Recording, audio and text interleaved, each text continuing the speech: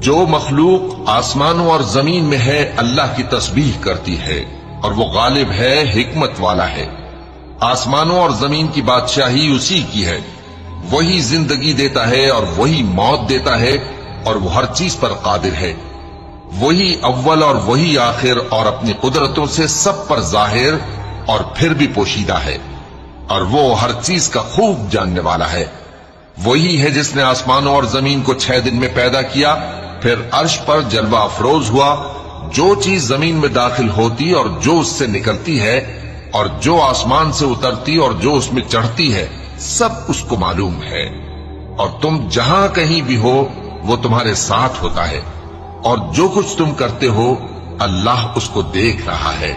آسمانوں اور زمین کی بادشاہی اسی کی ہے، اور سب معاملات اسی کی طرف رجوع ہوتے ہیں۔ وہی رات کو دن میں داخل کرتا اور دن کو رات میں داخل کرتا ہے،